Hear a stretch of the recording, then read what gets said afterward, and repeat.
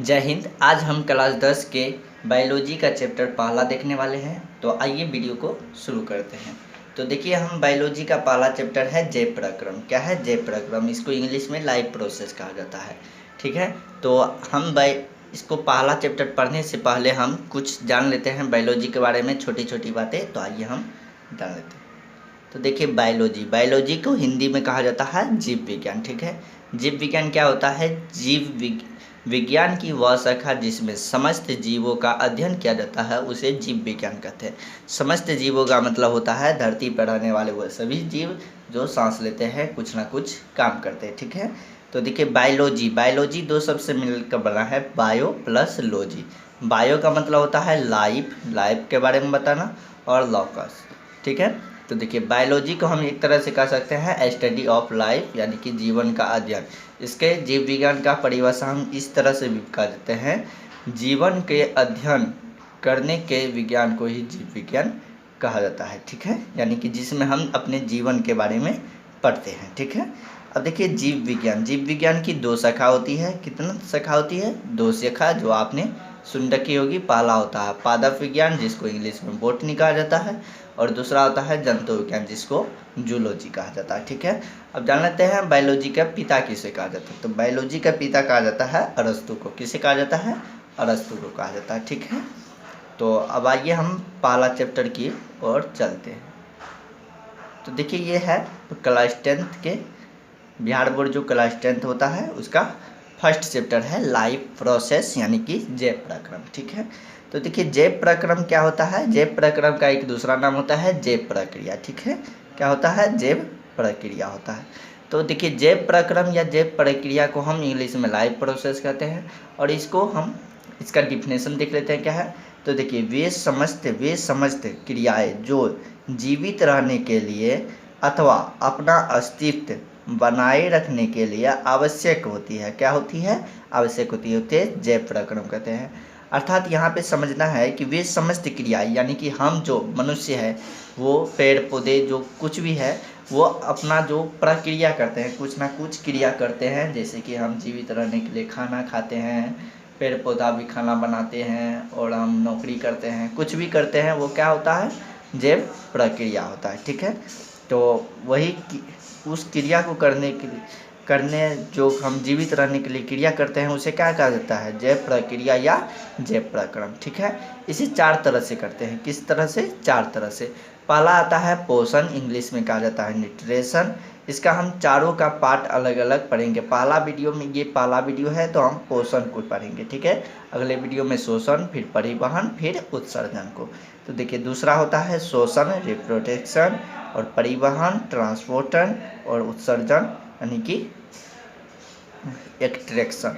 देखिए, न्यूट्रिशन यानी कि पोषण हम उसे कहते हैं जो, मतलब कि ऐसा एक प्रक्रिया होता है जो जीवधारी, यानी कि जीव जो होता है, शरीर में भोजन ग्रहण कर, यानी कि भोजन को खाना खा के अपने शरीर को बनाता है, अच्छा करता है, यानी कि वृद्धि विकास करता है और मोटाता है, ये सब सारी चीज़ें करता है। तो आइए, पहला जो पार्ट है वो पोषण है, तो आइए इसे हम देख लेते हैं। तो देखिए, पोषण क्या होता है?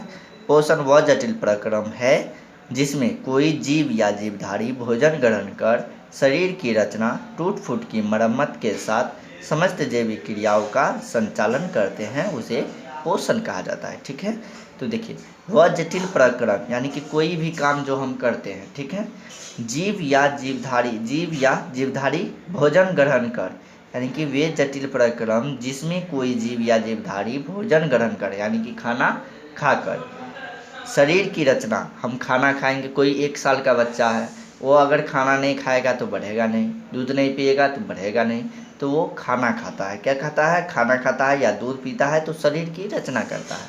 टूट फूट की मरम्मत, अब हम ही है, अगर मेरा हाथ टूट गया है, आपका भी हाथ टूट गया है, तो वो अगर खाना नहीं खाएंगे तो वो टूट फूट की मरम्मत नहीं हो पाएगी। तो टूट फूट की मरम्मत करने के लिए हमें खाना खाना पड़ता है। के साथ समस्त जैविक क्रिया, यानी कि जितनी भी जैविक क्रिया है वो हम करते हैं, उसे क्या कहा जाता है?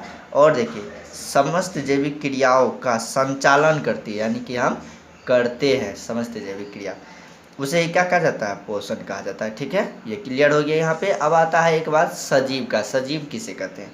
तो देखिए सजीव के लक्षण से हम पता करते हैं कि सजीव क्या होता है, किसको कहते हैं। ठीक है, तो देखिए सजीव के मुख्यतः 3 प्रकार से लक्षण होते हैं। पहला इसमें हम देखने वाले हैं जैविक लक्षण। तो जैविक लक्षण में भोजन ग्रहण करते हैं हम, सांस लेता है, गति करते हैं, स्थान परिवर्तन, प्रजनन और आकार। तो आइए इसे हम डिफिनेशन करते हैं। देखिए भोजन ग्रहण करना, भोजन कोई भी जीव है, जीवधारी है तो वो भोजन करेगा तभी इस धरती पे जिंदा रहता है। ठीक है, फिर सांस भी लेता है। ठीक है, गति करता है, गति एक जगह से दूसरे जगह भागता है, उसे क्या कहते हैं, गति करते हैं। स्थान में परिवर्तन करते हैं, यानी कि ये पेन है और ये यहाँ चले गए, यानी कि हम यहाँ पे अभी छातापुर में है तो पटना चले गए तो वो क्या हो गया, स्थान में परिवर्तन हो गया। ठीक है, अब प्रजनन करना है। तो प्रजनन करने का मतलब होता है, मान लीजिए एक मादा है, क्या है, मादा प्लस क्या है, यहाँ पे क्या है, जेंट्स है, यानी कि इसको क्या कहते हैं, फीमेल, मेल आदमी है, ठीक है।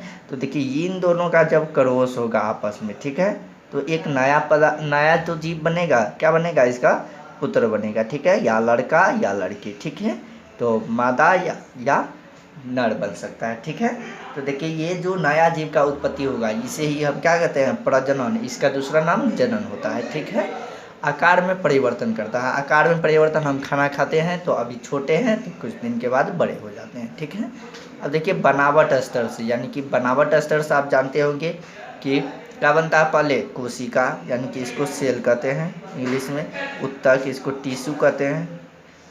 ठीक है, और ये होता है अंग होता है। अंग जो है फिजिकली या केमिकली इंटरेक्शन से जुड़ के अंगतंत्र बनाता है। ठीक है, और अंगतंत्र जुड़ के, अंगतंत्र का मतलब हो गया जैसे कि हार्ट है, बड़े बड़े अंग है शरीर के अंदर, वो हो गया अंगतंत्र।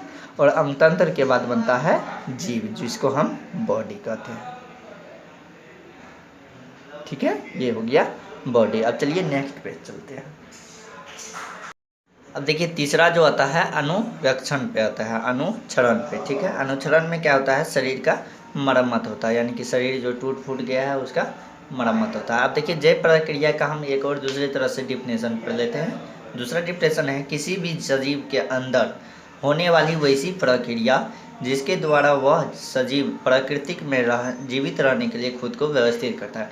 यानी कि जीवित रहने के लिए हम जो भी कार्य करते हैं, खाना खाते हैं, पानी पीते हैं, सांस लेते हैं, ये सारा क्या है, जैव प्रक्रिया है। ठीक है, तो देखिए जैव प्रक्रिया में हमने भोजन तो खाया ही है, तो भोजन के बारे में जान लेते हैं, भोजन क्या होता है। तो देखिए फूड, भोजन को इंग्लिश में क्या कहा जाता है, फूड कहा जाता है। ठीक है, देखिए भोजन वह पदार्थ जिसके ग्रहण करने के पश्चात शरीर की रचना, टूट फूट की मरम्मत, वृद्धि एवं विकास आदि समस्त क्रियाओं का नियंत्रण एवं समन्वयन करते हैं, परंतु जीव शरीर को कोई हानि नहीं पहुंचाते, उसे भोजन कहते हैं। कहने का मतलब है वह पदार्थ जिसके ग्रहण करने के पश्चात, यानी कि ग्रहण करने के बाद, यानी कि खाना खाने के बाद, कोई भी पदार्थ को खाने के बाद टूट फूट की मरम्मत, यानी कि शरीर की टूट फूट की मरम्मत होगी, खाना खाएंगे तो पचेगा तो, ठीक है, मरम्मत होगा।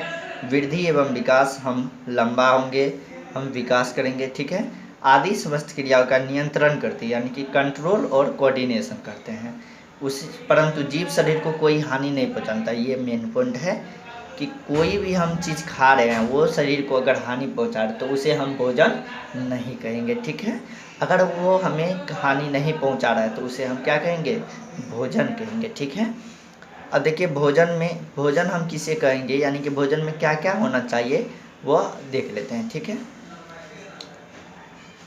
तो देखिए भोजन के मुख्यतः कितने अवयव होते हैं, 6 अवयव होता है। पहला होता है वसा, कार्बोहाइड्रेट, विटामिन, प्रोटीन, जल, खनिज। ये सारे चीज़ यानी कि 6 चीज़ कुछ ना कुछ उसमें होना चाहिए, उसी को क्या कहेंगे, हम भोजन कहेंगे। ठीक है, अब देखिए अगला है कि कार्य के अनुसार भोजन को कितने भागों में बांटा गया है, तो 3 भागों में बांटा गया है। कितने भागों में, 3 भागों में बांटा गया है। कितने में, तो 3। पहला है ऊर्जादायक, ऊर्जा कौन दाता है, तो कार्बोहाइड्रेट एवं वसा। कार्बोहाइड्रेट वसा रहेगा तभी हमारे शरीर में ऊर्जा होगा, जैसे अभी मैं बोल रहा हूँ तो किसी के कारण, ऊर्जा के कारण बोल रहा हूँ। ठीक है, उसके बाद होता है शरीर निर्माता, यानी कि शरीर का निर्माण करता है, कौन करता है, प्रोटीन एवं खनिज। और फिर उसके बाद नियंत्रण, शरीर पर जो नियंत्रण रहता है हमारा, विटामिन एवं खनिज के तरफ से रहता है। ठीक है, अब चलिए हम आहार के बारे में जान लेते हैं कुछ हो कि संतुलित आहार किसे कहते हैं और ये पोषण क्या होता है। ठीक है,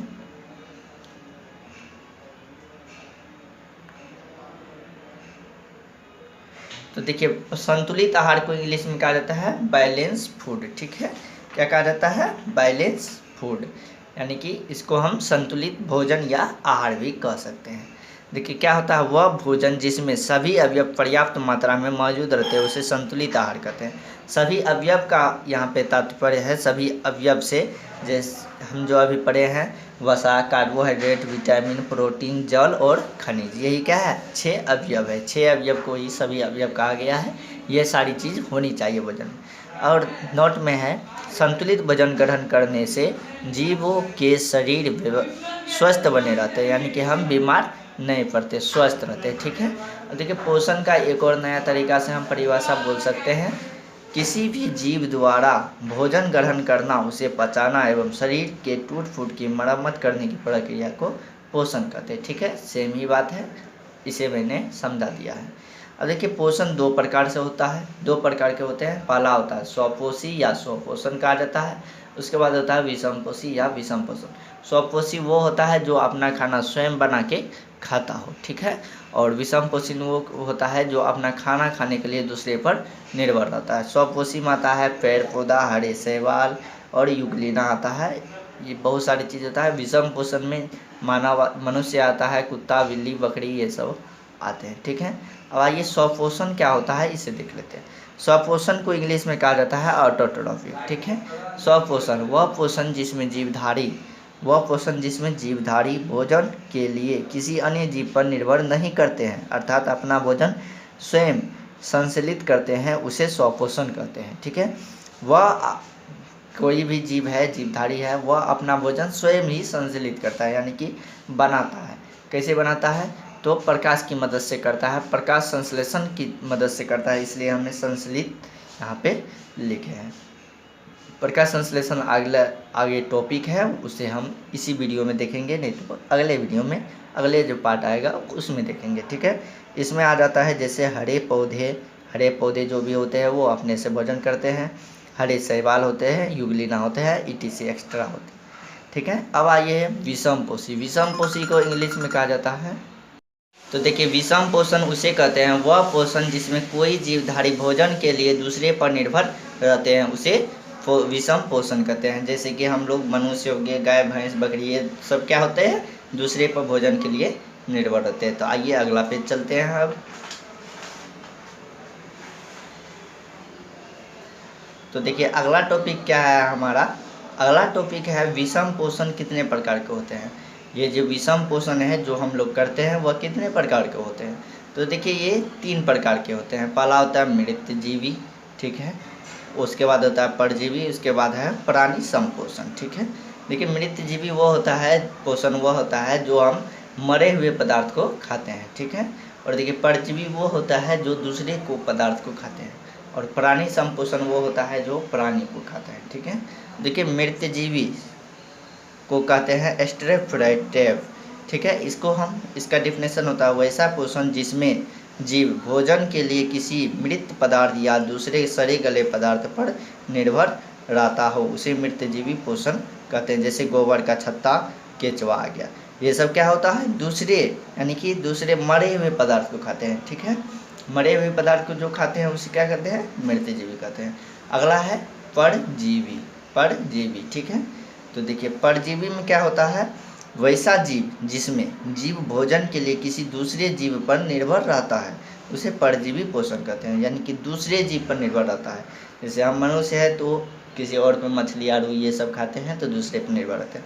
जैसे देखिए मच्छर देखिए मच्छर क्या होता है? खून पीता है। खून किसका पीता है? आदमी का पीता है। ठीक है, या फिर भैंस का पीता है, गाय का पीता है। दूसरे जीव पर अगर वो दूसरे जीव का ये खून नहीं पिएगा तो क्या होगा? मर जाएगा। उसके बाद जू होता है, जो कछुआ होता जू होता है, खेत में जोंक होता है, अमरबेल होता है, अमरबेल का पौधा होता है।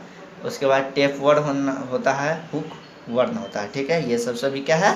तो परजीवी है। उसके बाद आते हैं प्राणी संपोषण को कहते हैं एनिमल न्यूट्रिशन। ठीक है, तो देखिए क्या होता है, वैसा पोषण जिसमें जीव अपना भोजन स्वयं तरल और ठोस के रूप में ग्रहण करता है, तो उसे इस प्रकार के पोषण को प्राणी संपोषण कहते हैं। ठीक है, यानी कि वैसा पोषण जिसमें जीव अपना भोजन तरल या ठोस पदार्थ के से ग्रहण करता है। ठीक है, उसे क्या कहते हैं, प्राणी संपोषण। अब देखिए अगला है, हरे पेड़ पौधे पोषण कैसे होता है, तो प्रकाश संश्लेषण क्रिया द्वारा। अब देखिए ये प्रकाश संश्लेषण क्रिया क्या है, ये जान लेते हैं।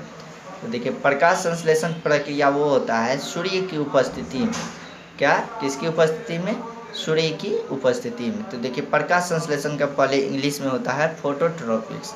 और देखिए प्रकाश संश्लेषण किसे कहते हैं, तो सूर्य की उपस्थिति में हरे पौधे द्वारा भोजन बनाने की क्रिया को प्रकाश संश्लेषण कहते हैं। अगर सूर्य की उपस्थिति नहीं रहेगा तो हरे पेड़ पौधा प्रकाश नहीं बना पाते हैं, जैसे कि रात में वो भोजन नहीं बना पाते हैं, केवल दिन में बनाते हैं। ठीक है, अब देखिए हरे पौधे में दो प्रकार के ऊतक पाए जाते हैं। पहला होता है जाइलम और दूसरा होता है फ्लोएम। जाइलम क्या करता है, यानी कि हरे पौधे के जड़ से जो है पानी को क्या करता है, जड़ वहाँ तक पत्ते तक पहुँचाता है। और फ्लोएम पत्ता से, पत्ता में खाना कहाँ बनता है, पत्ता में बनता है। यानी कि प्रकाश संश्लेषण द्वारा हरे पेड़ पौधे में खाना कहाँ बनता है, ऐसा अगर क्वेश्चन पूछे तो वो पत्ता में पड़ता है, लीफ में पड़ता है, लीफ में बनता है। या लीफ से यानी कि पत्ता से भोजन को क्या करता है, गाछ के जड़ तक पहुंचाता है। ठीक है, वही लिखा है यहाँ पे जाइलम, जड़ से जल को अवशोषित करके पौधे के पत्ते तक पहुंचाना जाइलम का काम होता है। ठीक है, अब देखिए फ्लोएम का काम देखिए लिख लेते हैं। फ्लोएम का काम है पत्ती में बनने वाले भोजन को पौधे के अलग अलग भागों में भेजने की प्रक्रिया को फ्लोएम कहते हैं। ठीक है, कुछ इस तरह से पत्ती होता है। अब देखिए पत्ता के बारे में हम जान लेते हैं। देखिए पत्ता इस तरह से होता है, इसमें जो है छोटे छोटे छिद्र होते हैं जिसे हम अपने इस आँख से नहीं देख सकते हैं, वो सूक्ष्मदर्शी से देखना पड़ता है। ठीक है, इसमें जो होता है, इसके पत्ता को बाहर से ऐसे होता है तो उसको स्टोमटा कहते हैं, छेद होता है, उसको हिंदी में रंध्र कहा जाता है। और ये देखिए ये जो बीच में है गोल गोल सा, इसको क्लोरोप्लास्ट कहते हैं। क्लोरोप्लास्ट के अंदर क्लोरोफिल होता है, ये जो है क्लोरोफिल, इसी के कारण क्या होता है, पत्ता हरा होता है, पेड़ पौधा का पत्ता हरा होता है। अब आइए कुछ जानकारी इसके बारे में हम जान लेते हैं, पत्ता क्या होता है, कैसे होता है, पत्ता में क्या क्या होते हैं। तो देखिए पत्ती के सतह पर जो सूक्ष्म छिद्र होते हैं उसे स्टोमेटा कहते हैं। ठीक है, पत्ती में गैस का आदान प्रदान स्टोमेटा से होता है।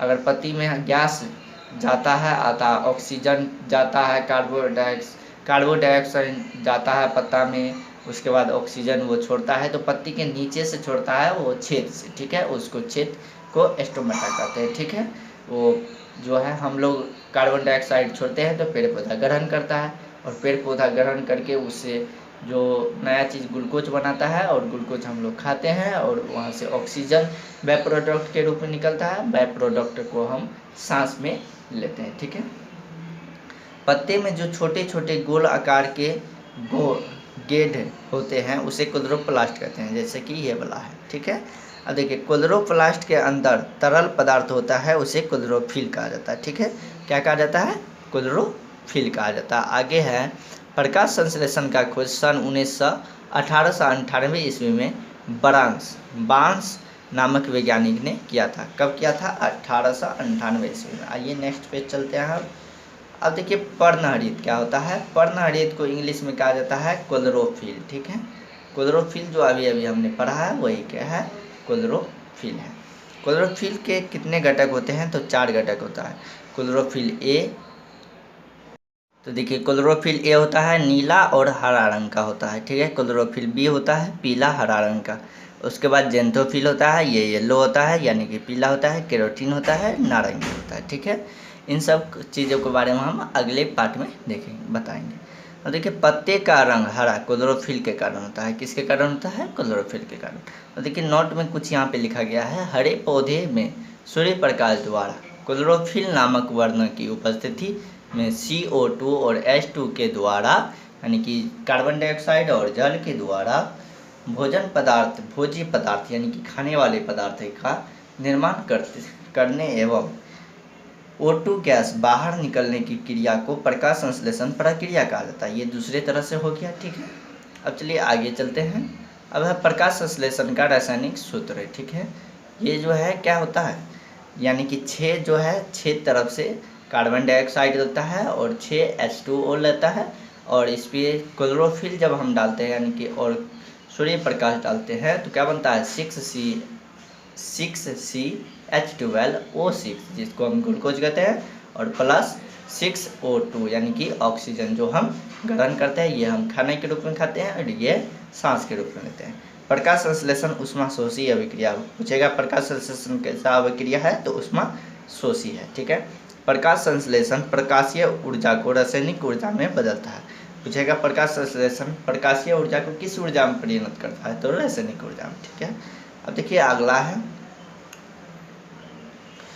देखिए प्रकाश संश्लेषण को प्रभावित करने वाले घटक, पहला क्या है वायुमंडल में CO2 की मात्रा, प्रकाश वायुमंडल में जल की मात्रा, वायुमंडल में ताप, वायुमंडल में प्रदूषण की मात्रा, अम्लीय वर्षा का होना, ठीक है। ये सब क्या है प्रकाश संश्लेषण को प्रभावित करने वाले कारक है।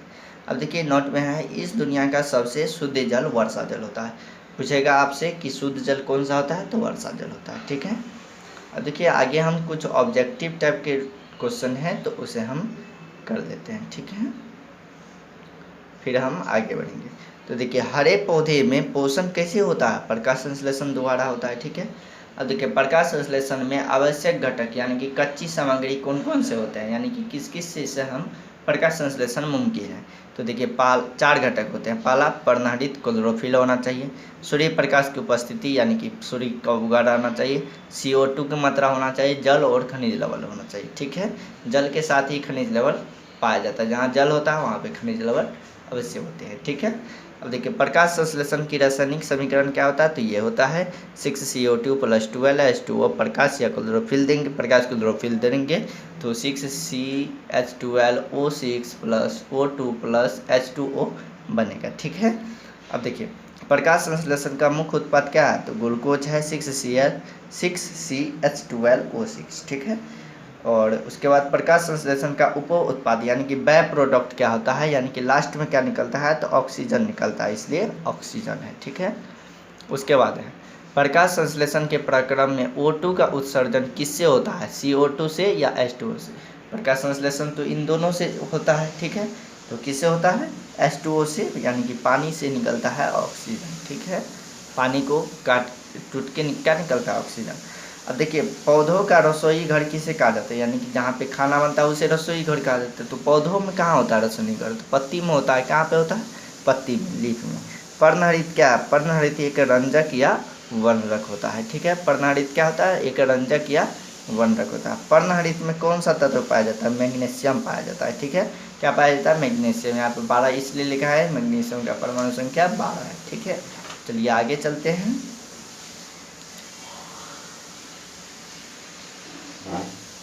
आगे देखिए क्या दिया गया है, प्रकाश संश्लेषण का स्थान कहाँ होता है तो पत्ता में होता है, जहाँ पे खाना बनेगा वहीं पे प्रकाश संश्लेषण का स्थान होगा। हरे पत्ते में CO2 का अवशोषण प्रकाश संश्लेषण के प्रक्रम में कैसे होता है तो पत्ती के नीचे से होता है। कहाँ से होता है नीचे से, ऑक्सीजन जाता है, ऑक्सीजन निकलता है, CO2 अंदर जाता है, ठीक है। देखिए प्रकाश संश्लेषण के लिए पौधा कच्ची सामग्री कहाँ से प्राप्त करता है, यानी कि कहाँ से पौधा जो है खाना बनाने के लिए प्रकाश संश्लेषण के लिए सामान लेता है। तो प्रकाश संश्लेषण के लिए आवश्यक कच्ची सामग्री पौधा अलग अलग स्रोतों से लेता है, अलग अलग जगहों से लेता है। पर्णहरित कहाँ से लेते हैं पत्ती के हरित लवक से, ठीक है। उसके बाद क्लोरोफिल वायुमंडल से, जल मिट्टी मृदा से, अंदर से नीचे से लेता है सीढ़ी के मदद से। सूर्य प्रकाश कहाँ से लेते हैं सूर्य से, ठीक है। अब देखिए इसमें आता है अमीबा में पोषण, ठीक है। हम यहाँ पे पढ़ रहे थे मनुष्य में और पौधों में, नहीं यहाँ पे पौधों में पढ़े हैं। तो देखिए अमीबा में पोषण कैसे होता है, न्यूट्रिशन ऑन अमीबा, ठीक है। तो देखिए अमीबा क्या होता है एक कोशिकीय जीव होता है। अमीबा का आकार निश्चित नहीं रहता, यानी कि इसका आकार बदलते रहता है, ठीक है। अमीबा अपना भोजन कूटपाद से ग्रहण करता है। कैसे ग्रहण करता है कूटपाद से। इसमें एक भोज्य एवं एक धानी पाई जाती है जो भोजन को पचाता है, ठीक है। इसके बाद विसरण की मदद से भोजन से बना ऊर्जा, यानी कि ऊर्जा को क्या कहते हैं जूल कहते हैं। इसलिए जैसे सूर्य की हम पूरे शरीर में फैला देता है। और देखिए अमीबा कुछ प्रकार को इस प्रकार कुछ भी बना दीजिए, ऐसे ऐसे प्रकार के, ऐसे जहाँ से लाए वहाँ से ख़त्म कर दिए, ठीक है। तो ये क्या हो गया है, इसी को कहते हैं कुटपाद। ये धीरे धीरे धीरे धीरे इसको ऐसे करके ग्रहण कर देता है और इसके अंदर ये आ जाता है, तो ये बड़ा कर देता है अपने शरीर को, ठीक है। अब चलिए आगे है, आगे एक और जीव आता है पैरामीशियम, पैरामीशियम, ठीक है। पैरामीशियम को क्या, न्यूट्रिशन ऑफ इन पैरामीशियम, ठीक है। और देखिए पैरामीशियम क्या होता है, यह भी क्या होता है, एक कोशिकीय जीव होता है। इसका आकार निश्चित रहता है, यानी कि ये इसका आकार नहीं बदलता है, अमीबा का आकार बदल देता है। यह अपना भोजन सिलिया के द्वारा ग्रहण करता है। सिलिया क्या होता है, ये होता है सिलिया, इसके बाहर में कुछ लगा रहता है बिंदा बिंदा। और ये क्या होता है, ये जो धसा हुआ पार्ट है ये मुख द्वार होता है। ये अंदर में जो रहता है एक पाचक रस है और एक ऊर्जा है, ऊर्जा विसरण होते हैं यानी कि फैलते हैं। भोजन रसदानी इसको कहा जाता है, ठीक है। हमारे पेट को भी क्या कहा जाता है, भोजन रसदानी। अब देखिए यहाँ पे है कुछ है ऑब्जेक्टिव है, हरे पौधे में प्रकाश संश्लेषण का स्थान कहाँ होता है। तो हरे पौधे में पत्तियों के मीजोफिल उत्तकों की कोशिका में होते हैं। कहाँ होते हैं, पत्तियों के मीजोफिल के कोशिका में होते हैं। हम डायरेक्ट पत्तियाँ भी कह सकते हैं, ये भी ठीक है, ठीक है। प्रकाश संश्लेषण में ऊर्जा का रूपांतरण कैसे होता है। तो प्रकाश संश्लेषण में ऊर्जा का प्रक्रम में सौर्य ऊर्जा का रासायनिक ऊर्जा में रूपांतरण होता है। किस में होता है, रासायनिक ऊर्जा में होता है। देखिए रंजक या वर्णक, पिगमेंट क्या है, रंजक ऐसे अणु होते हैं जो सूर्य के दृश्य प्रकाश के विषय का अवशोषण कराते हैं, ठीक है। अब चलिए आगे चलते हैं। तो आगे दिया गया है हमारे पास हरित लवक, क्या है, हरित लवक, यानी कि हरित लवक या पर्णरंजक। तो हरित लवक रंजक है, क्या है, हरित लवक रंजक। पौधों का शोषण अंग किसे माना जाता है। तो पत्तियों में मौजूद वातरंध्र यानी कि स्टोमेटा को, जिससे हम सांस, उसमें पत्ता में क्या जाता है, CO2 अंदर जाता है और ऑक्सीजन बाहर आता है। पत्ती वायुमंडल से CO2 कैसे ग्रहण करती है। तो पत्तियों के निचले भाग स्टोमेटा से। अब देखिए हम दैनिक जीवन में प्रकाश संश्लेषण का क्या महत्व है, इसे हम यानी कि हमारे जीवन में क्या महत्व है, इसे हम जान लेते हैं। प्रकाश संश्लेषण केवल हरे पौधे में के लिए आवश्यक नहीं होता है, अपितु वह संपूर्ण सृष्टि के लिए आवश्यक होता है। प्रकाश संश्लेषण किसके लिए, संपूर्ण सृष्टि, केवल हरे पौधे के लिए हम नहीं कह सकते, ठीक है। सभी परपोषी जीव अपने भोजन एवं ऊर्जा के लिए प्रयत्न या अप्रत्यक्ष या अप्रत्यक्ष रूप से पौधे पर निर्भर नहीं करते हैं पौधे पर निर्भर करते हैं। प्रकाश संश्लेषण के प्रक्रम में पौधा ऑक्सीजन यानी कि O2 मुक्त करते हैं जो जीवन का आधार होता है। ये वातावरण में O2 एवं CO2 के बीच संतुलन को भी स्थापित करते हैं। अब पूछेगा कि संतुलन यानी कि वायुमंडल में CO2 और ऑक्सीजन का संतुलन कैसे बना रहता है। तो प्रकाश संश्लेषण के द्वारा बनता है। प्रकाश संश्लेषण को प्रभावित करने वाले कारकों का उल्लेख करें। देखिए पहला कारक होता है इसमें, देखिए प्रकाश संश्लेषण को प्रभावित करने वाले मुख्य कारक निम्न है। पहला होता है बाह्य कारक यानी कि बाहरी रूप से, क्या होता है, ताप, प्रकाश की तीव्रता, जल और वायु में CO2 की सांद्रता। ये सब क्या करते हैं, घटा बढ़ा के हम क्या कर सकते हैं, प्रकाश को हम प्रभावित कर सकते हैं प्रकाश संश्लेषण का। दूसरा है यांत्रिक कारक। यांत्रिक कारक में क्या होता है, तो यांत्रिक कारक में होता है, यांत्रिक कारक में यदि पौधा जल की आपूर्ति कम होती है तो एक निश्चित सीमा तक प्रकाश संश्लेषण की दर बढ़ जाती है, परंतु इस सीमा से CO2 अधिक हो जाने पर प्रकाश संश्लेषण की दर घट जाती है, ठीक है। और जल नहीं रहेगा तो प्रकाश संश्लेषण क्या हो जाएगा, बढ़ जाएगा, लेकिन CO2 की मात्रा क्या हो जाएगी, घट जाएगी वायुमंडल में, ठीक है। अब आता है अपापचय, ठीक है। जीव शरीर के कोशिकाओं के अंदर होने वाली समस्त जैविक रासायनिक क्रियाओं को सम्मिलित रूप से अपापचय कहा जाता है। ये जितने भी हमने क्रिया पढ़ा है इसको सम्मिलित रूप से क्या कहा जाता है, अपापचय कहा जाता है। क्या कहा जाता है, अपापचय, ठीक है। अब देखिए परासरण यानी कि ओजमस। जीवों के शरीर के प्लाज्मा झिल्ली के अंदर पदार्थों का सांद्रण वाले स्थान से निम्न सांद्रण वाले स्थान की ओर गमन करना को क्या कहते हैं, परासरण, यानी कि ऊंचे से नीचे की ओर जाना क्या कहलाता है, परासरण कहता है, ठीक है। देखिए कोशिका के आधार पर जीवों को कितने भागों में बांटा गया है, तो दो, एक कोशिकीय और दूसरा बहुकोशिकीय। एक कोशिकीय में आता है अमीबा, पैरामीशियम, यूग्लिना, हेड्रा। और दूसरे में आता है बहुकोशिकीय जीव, मानव, कुत्ता, बिल्ली, बकरी। ठीक है, अब देखिए अगला है, आगे हमें पढ़ना है जंतु अपना पोषण कैसे करता है। जंतु यानी कि हम लोग अपना पोषण कैसे करते हैं। ठीक है, तो देखिए चूंकि हम धरातल पर रहते हैं, किस पे, जमीन पर रहते हैं, तो उसी का धरातल पर विविध प्रकार के जीव पाए जाते हैं, यानी कि अलग अलग प्रकार के जीव पाए जाते हैं। उनके भोजन एवं पोषण की विधियाँ भी अलग अलग होती है। और देखिए हम भात दाल खाते हैं, गाय भैंस घास खाती है, तो ये सब क्या है, अलग है। उच्च स्तरीय यानी कि बहुकोशिकीय जीव जो हम लोग हैं, जीवों में अच्छी तरह से विकसित पाचन तंत्र होता है, यानी कि जो बहुकोशिकीय जीव है उसमें अच्छी तरह से पाचन तंत्र विकसित होता है। वही एक कोशिकीय जीव निम्न स्तरीय जीव में भोजन अंतरण, ग्रहण, पाचन और अपचय भोजन का बहिष्करण या उत्सर्जन का एकमात्र कोशिका के सहारे होता है, यानी कि एक ही कोशिका ऐसा होता है जिससे भोजन अंदर भी जाता है और बाहर भी निकलता है, लेकिन हमारे शरीर में अलग अलग अंग बना हुआ है। ठीक है, मनुष्य में भोजन का पाचन कैसे होता है, तो देखिए मनुष्य में भोजन का पाचन मुख्य द्वार अंतर्ग्रहित भोजन का पूर्ण विकसित अंतरण आहार नली में होता है। कहाँ होता है, आहार नली में। ठीक है, अब है पाचन तंत्र किसे कहते हैं। पाचन तंत्र किसे कहते हैं, जो खाना को पचाता है। ठीक है, तो देखिए पाचन तंत्र में हम डिफिनेशन पढ़ लेते हैं।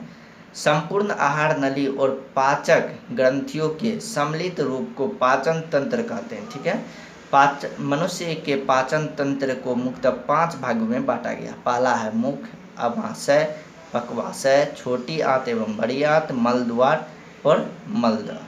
ठीक है, मलाशय और मलद्वार। ठीक है, ये 5 होते हैं, इन सभी को हम बारी बारी से पढ़ेंगे। ठीक है, एक एक टॉपिक को हम बारी बारी से पढ़ने वाले हैं। तो देखिए पहला क्या था, मुख था।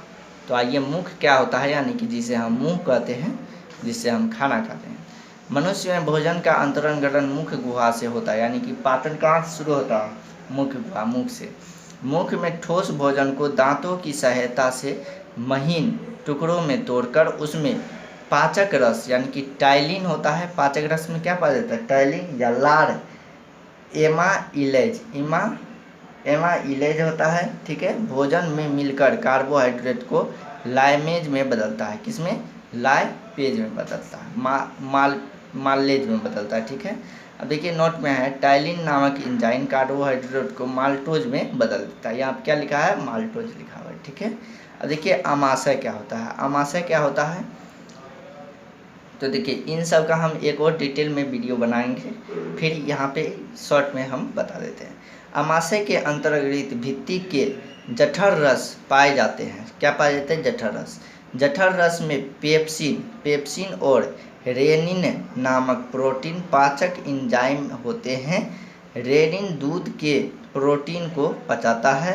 यह केवल छोटे बच्चों में पाया जाता है। छोटा बच्चा क्या पीता है, दूध पीता है, तो उसे पचाने के लिए तो कुछ होना चाहिए ना, तो उसमें क्या होता है, रेनिन नाम का कोई चीज़ होता है, एंजाइम होता है। ठीक है, जो प्रोटीन को पचाता है। ठीक है, अब देखिए पेप्सिन क्या होता है। पेप्सिन क्या होता है, तो देखिए पेप्सिन अघुलनशील प्रोटीन को पेटोन में बदल देता है, पेटोन में बदल देता है। ठीक है, अमाशय अंतर्गत भित्ति में एससीएल होता है। अमाशय के अंदर में क्या होता है, पेट में क्या होता है, एससीएल होता है, जो भोजन का पाचन अम्लीय माध्यम में करता है। एससीएल क्या है, अम्ल है, इसलिए क्या भोजन का माध्यम किस में करता है, भोजन का पाचन किस माध्यम में करता है, अम्लीय माध्यम में।